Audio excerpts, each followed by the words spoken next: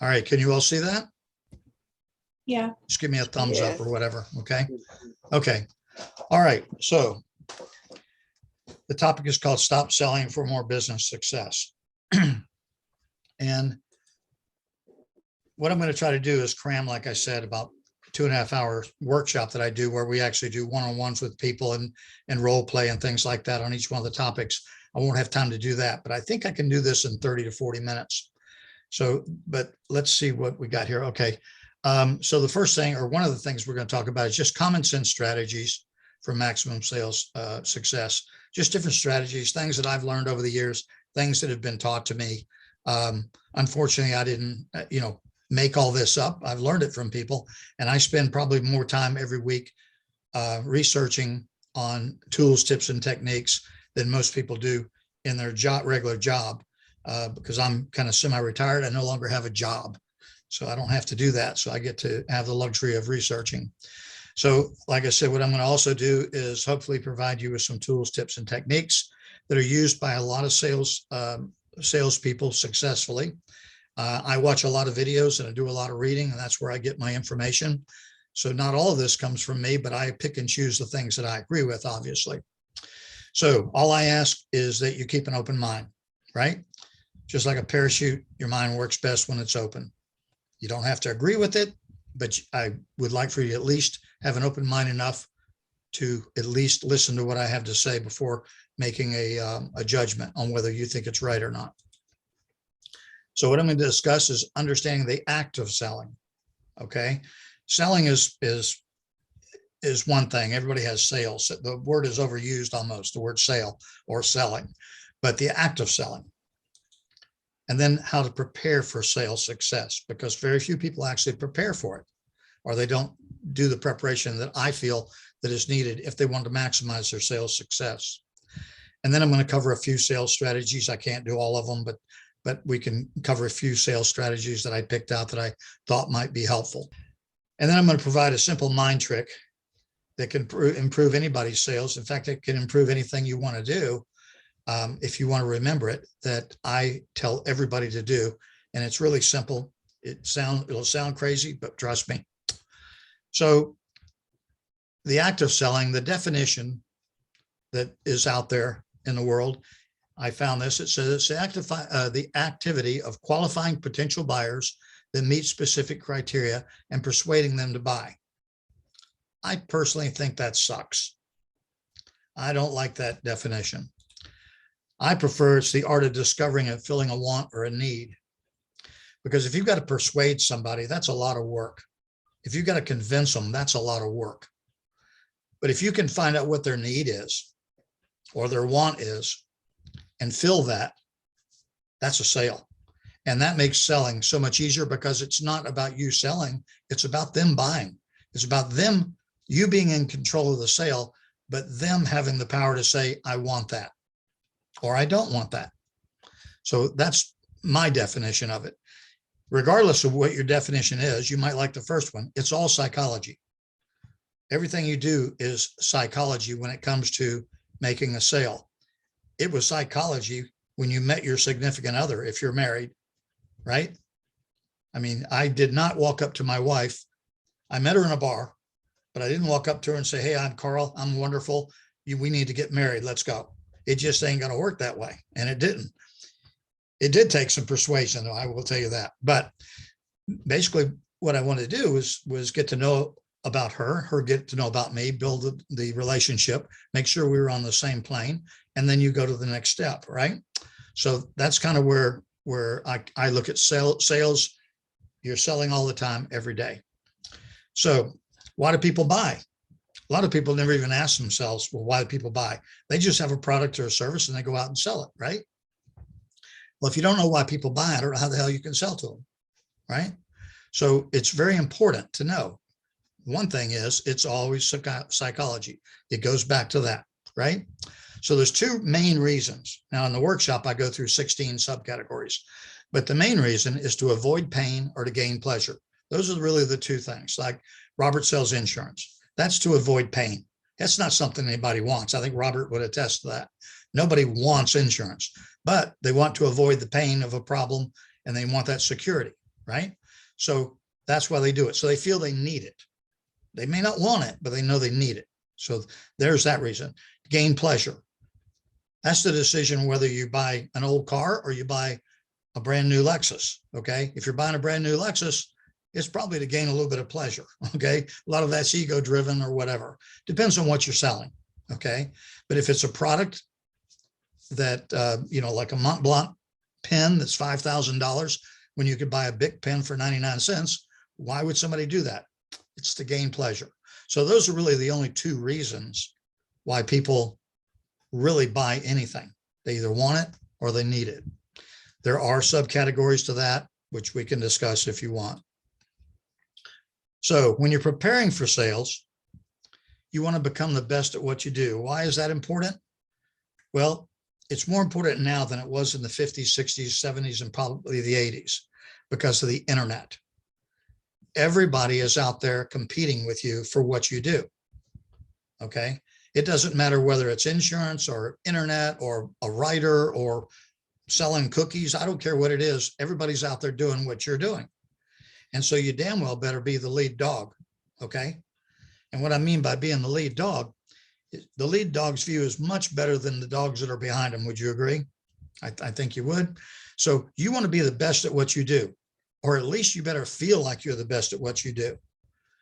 Because if you don't come across as the best at what you do, you're going to be looking from behind and somebody else is going to be having a much better view than you are, right? So I encourage everybody to try to learn as much as you can. You may not have as much time as I do, but dedicate some time to learning more about your trade and figuring out what it is that's going to make you better than everybody else. Continually research your competition and change or pivot as needed. Now, what do I mean by that? Everybody said, well, I'm going to use Robert only because I know Robert. Robert's in the insurance business. He better stay on top of what his competition is offering, because if he isn't, his competition is going to step in. I guarantee you, your competition is watching you. They're either watching you or watching your company, because everybody is competing to be the lead dog. So as an individual, I encourage you to constantly research whatever it is you're doing. If you're a baker, you better find out what the bake shop down the street's doing. I don't care what it is. If you're in internet security, you better find out what everybody's doing. Don't assume that you already know everything, because as soon as you do, you find out you don't know anything. So your competition and your potential clients are researching you. Everybody is. Here's some companies that failed to research and pivot. Anybody heard of any of these companies? Most all of them are either out of business or they're almost non-existent. Okay, just look at Yahoo, for instance. They were around way before Google, right? But Yahoo isn't Google because they were either too uppity. Well, I know everything. We don't need to change. We don't need to pivot.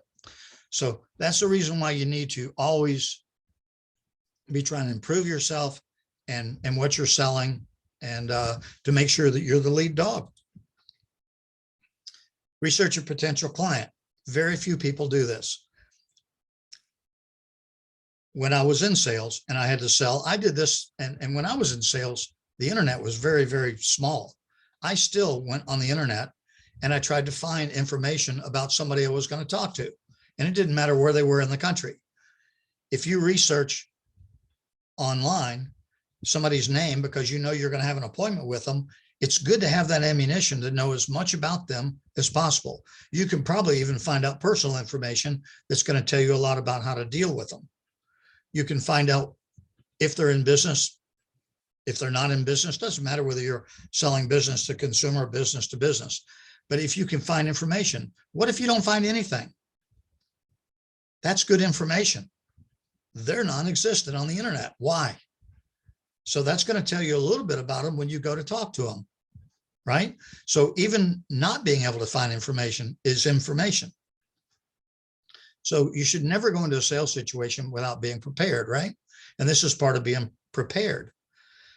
I belong to the Alignable group. Not everybody here belongs to Alignable, I don't think, but there's a group called Alignable, and they'll send out something saying, Joe Blow would like to connect with you. Well, I don't just connect with Joe. I go to their profile page to find out what in the hell Joe is doing or who he is. I don't connect just for the sake of connecting. I'm not going to waste their time or waste their time or my time. And if I want to connect, it's kind of like, you kind of like to know a little bit about the person before you do that.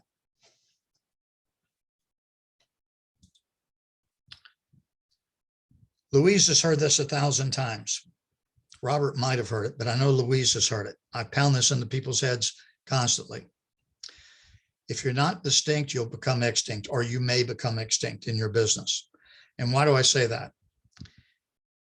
It's okay to be a little bit different. You don't need to be like everybody else. I've never been accused of being the same as everybody else, trust me. Okay. In fact, I'm a little shy of normal probably. But anyway, if you're just a little bit different, everybody's eyes will go to you. And the example I use in the workshop is this.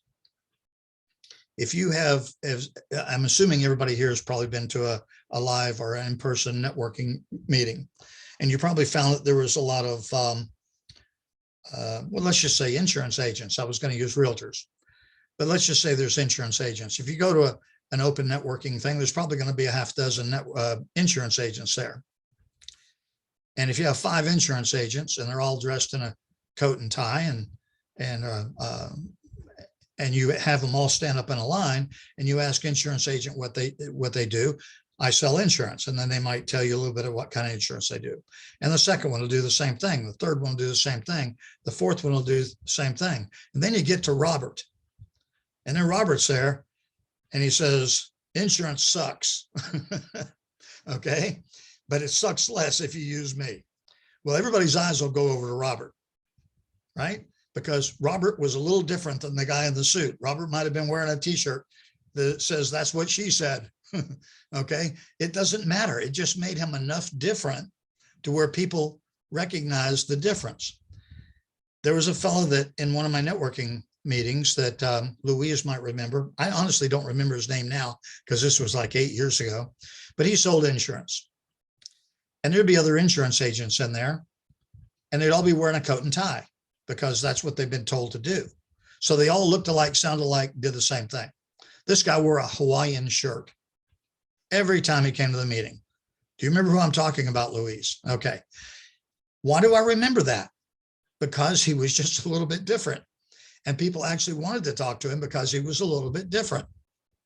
I mean, I think Robert would probably attest that insurance can be pretty freaking boring if you don't make it interesting. Okay. Who wants to hear about something that they don't want? So, but this guy, everybody wanted to talk to. So I encourage people, and during the workshop, what I did was, which was a lot of fun, we went around the room and we tried to figure out how to make everybody different. We brainstormed. So we can't do that today, but I encourage you to get with somebody else or start looking for ways that you can be just a little bit different. Doesn't everything be big? It just needs to be enough different to make you stand out against your competition. It's going to give you a leg up. Okay. Don't have to do it, but I encourage it. So getting the sales strategies, your goal is to get them to buy. Let's face it. Okay. You're there to sell. Nothing wrong with that. Sales is not a bad word. Okay. And that's how you exist. It's by making a sale. Doesn't mean you have to cram it down their throat. It just means that you need to get them to find out what they need and fill that need. Now, here's a graphic that I found that talked about different personality traits around the country. This is no longer as true as it used to be because we're such a melting pot, and people, especially Florida where we're at, we've got people from all over the country. But everybody has different personality traits, even in this room. Most people are either assertive, amiable, expressive, or analytical. And that doesn't matter whether you're buying or selling. Everybody's got a different personality. And every time I talk to somebody, I try to recognize what their personality trait is. Okay. And the reason why that's important is because people like to talk to people and be sold by people who are like them. Not above them, below them, or even in their vernacular or whatever. They like for people to be more like them. So when I was working for the television production company as a business developer, I developed a company called Zip Video. And I had to talk to people all over the US, North America mainly, Canada and the US. And I would call somebody in New York, and I'm not picking on New York if anybody's from New York, but sometimes they can be pretty abrupt. And I would call them up to talk to them about this company Zip Video that I had. And basically what they want to do is, come on, Carl, let's get to the point. Just tell me what it is. How much is it? And let's move forward. That was their attitude. That was the New York attitude. I can say that because my wife is from New York. Okay. And so that was the way I talked to them. If I was talking to somebody in Mississippi or Dallas, it was, how are the kids? What's the weather like? You know, yada, yada, yada, yada, yada, build that warm relationship before I could ever even get to talk about Zip Video. It's different people's personalities. So what I would try to do, if I'm talking to somebody in New York, I got Zip Video. This is something you really need. Okay. I don't know why your company is not using it. And I really need you to order today. I mean, that was kind of like the attitude. But if I'm talking to somebody in Dallas, it's like, hey, have you ever thought about doing this? And yada, yada, yada, right? So I had to match my personality to theirs as much as I could, even though I'm very analytical and sometimes can be abrupt. I try to soften it when I have to, or I speed it up if I have to. I mean, I've had people that are more assertive than I am. Okay.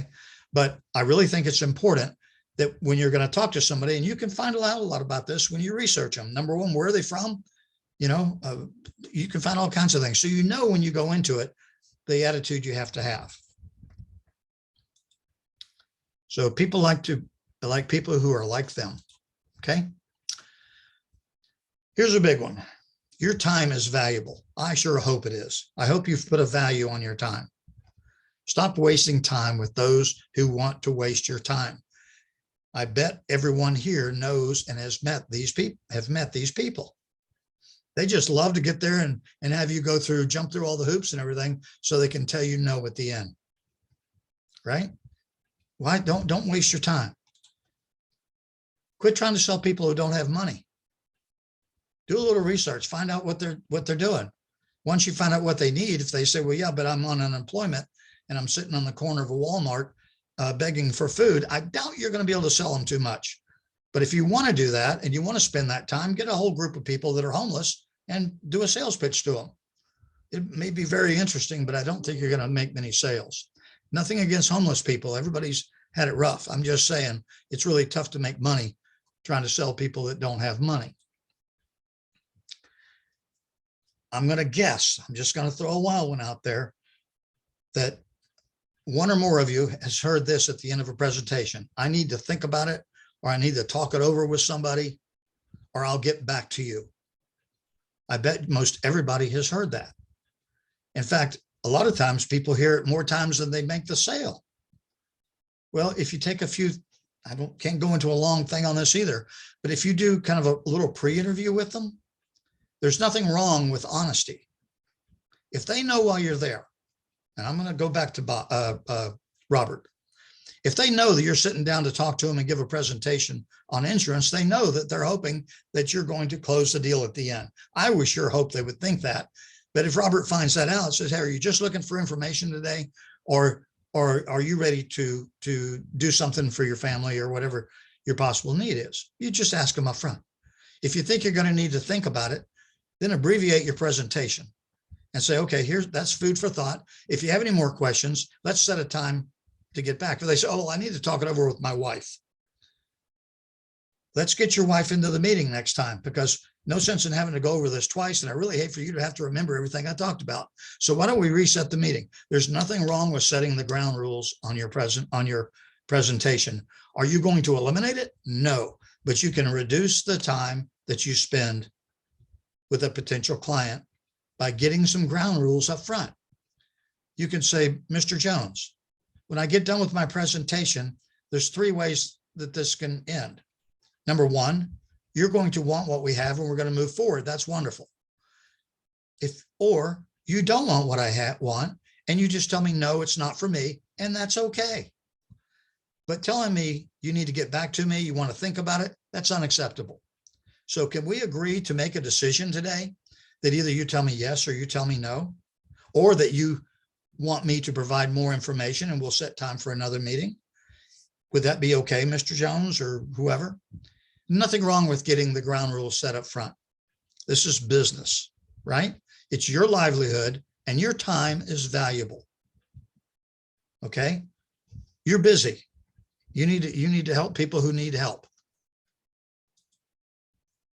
You always want to be in control of the sale. You don't want the other person being in control. Too many times the customer's in control. And they do that.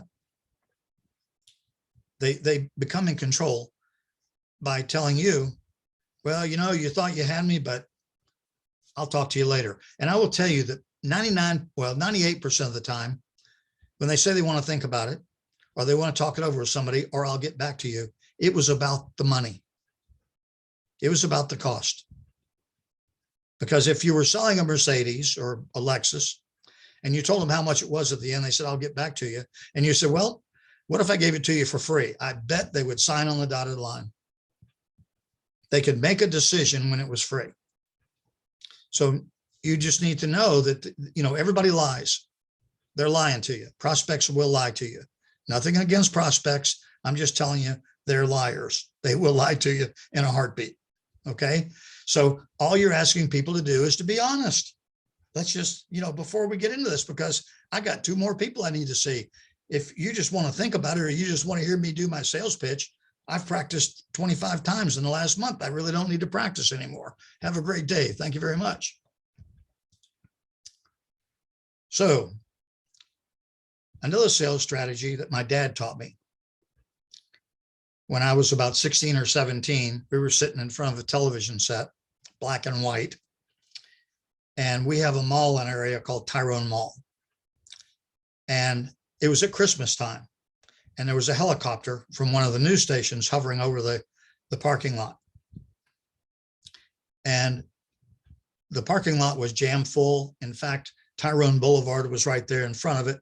And there were cars backed up trying to get into that parking lot. And my dad, being in sales, said to me, do you know why people are this was at Christmas.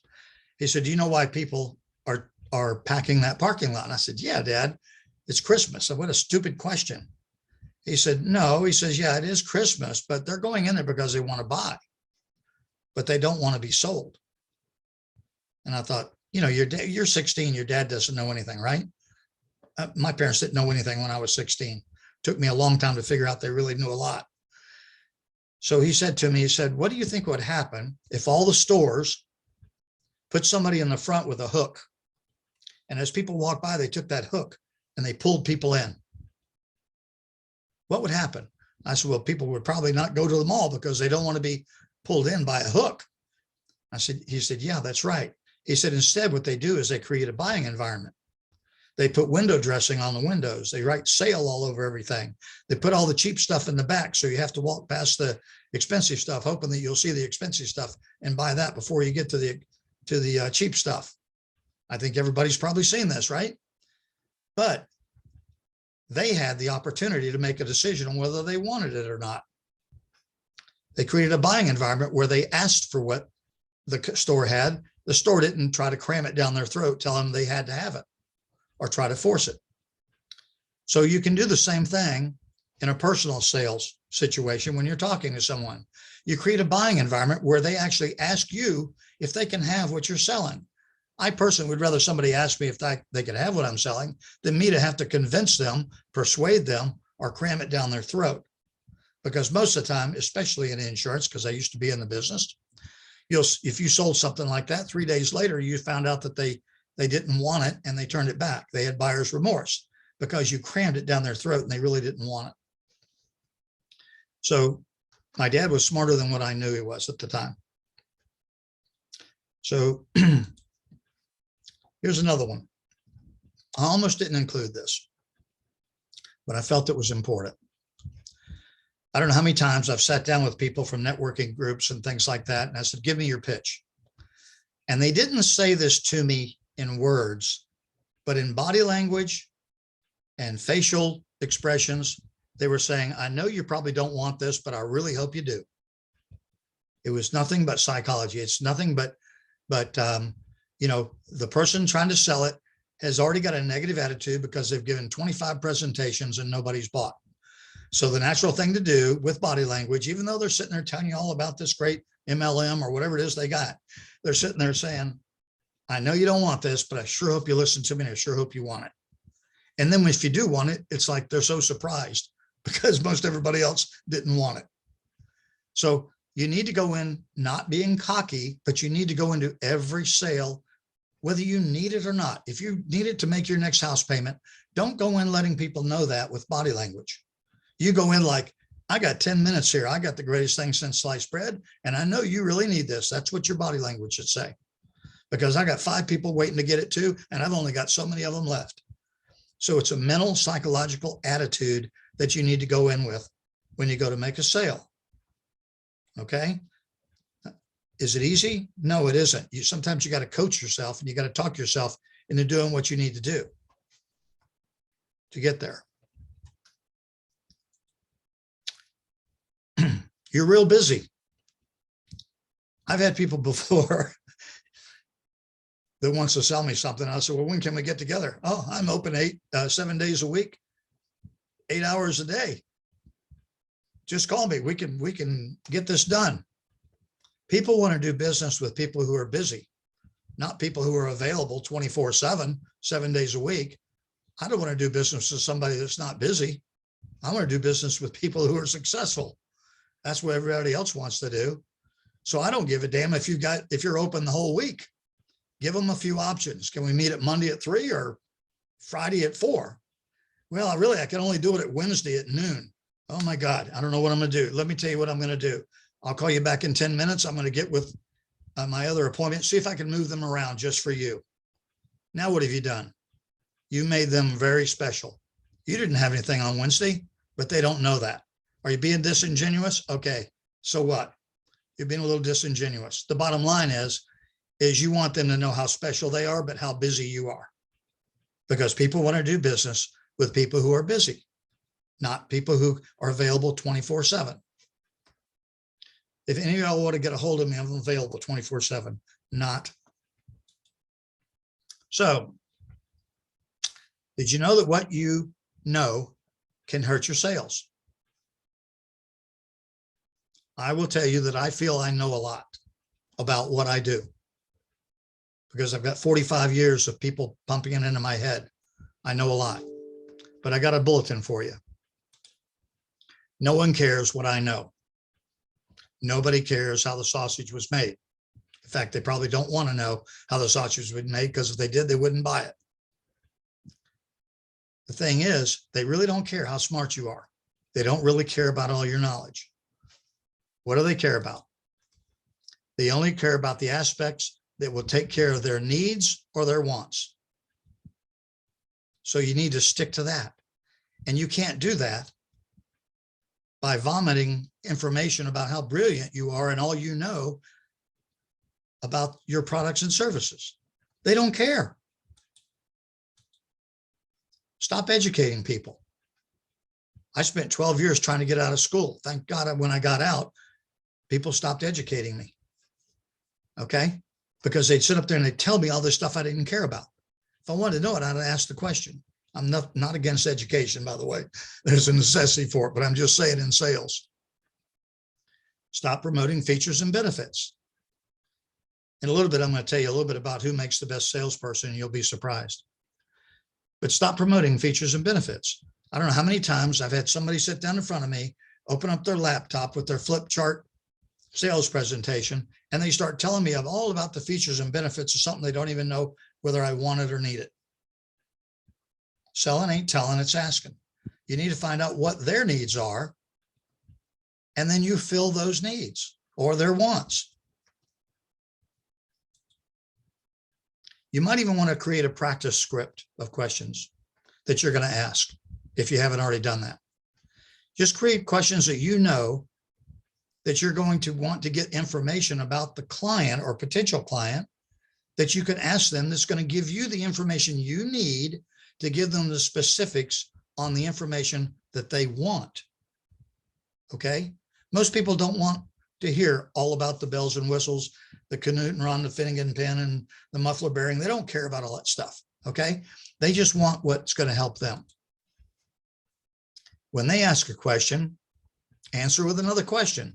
Now, I don't mean get ridiculous with it, but if somebody goes to buy a car and the car dealer says, what is he looking for? They say, well, I'm looking for a such and such, and I'd like to have it green. Well, if he doesn't have one in green, he might say, do you really need it in green? Do you think a blue would work, or a turquoise? I've got one of those. No, I want it in green. Okay, well, let's see what we can do.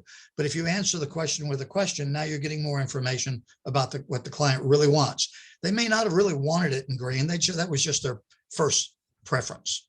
But if it absolutely has to be in green and you don't have it in green, you got nowhere to go. So you stop and you try to help them find somebody that has one in green.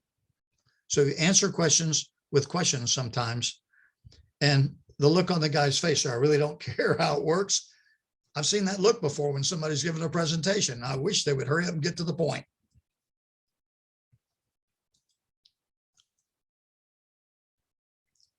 Ask questions you already know the answer to.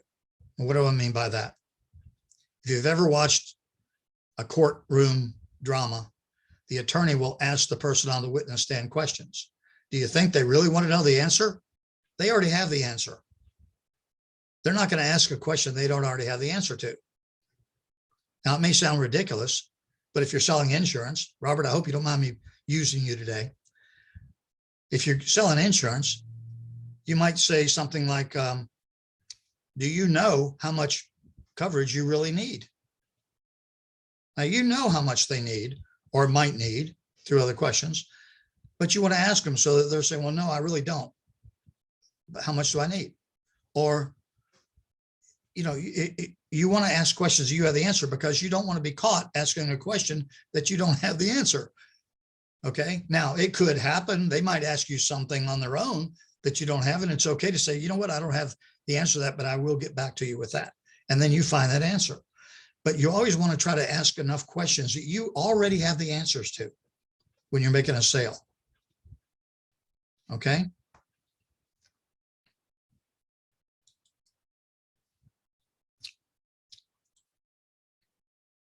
So before accepting the sale, let's say you get to the end and you think you're done because they've said, I really want that, right? So you think, geez, I need to shut up and ask for the sale. Not quite. I really think you owe this to the customer, and also you owe it to yourself to ask them if there are any specific questions or anything that we talked about that you don't understand that you need clarification on. Because you want a solid sale. You don't want an iffy sale, or one where they were afraid to ask you, and then they talked it over with their wife that night and they said, oh, geez, maybe we shouldn't get that. And they call up and they cancel. You wasted a bunch of time for you and them, or you have to go in and do damage control. So before I ever made a complete sale, I asked that final question. Some people think that might be dangerous. If you can get the money, go ahead and get it. You can, but I always want to make sure that they requested what I had. I didn't sell them. So that they understood and they had all the information they needed. Anything that you were going to educate them on that you didn't educate them on, they either didn't know it or they'll be sure to ask you. They might even ask you after the sale. Hey, Robert, I didn't ask you about this the other day, but we've got the insurance on, but I just need to know, what about this? And then you answer it, but don't give it to them if they don't ask for it.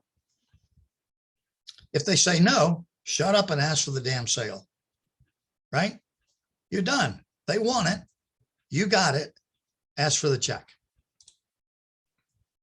So in closing, I don't know how I'm doing on time because I can't see the clock, but here's a simple mind trick that works. Most everybody owns a Post-it note. And if you believe, as I do, that selling isn't telling, it's asking. In my workshop, I told everybody, take a Post-it note, take a marker and write on there, selling isn't telling, and it's asking, and put it on the bathroom mirror. And everybody looks at me, Carl, this guy Carl's crazy. Why in the hell would I do that? I already know what it says. It's psychology. It's retraining your brain. Whatever it is you want to remember, if you put it on a Post-it note and put it in the bathroom and leave it there for 28 days is what they say, but some people can do it in 7, some people take 70 days.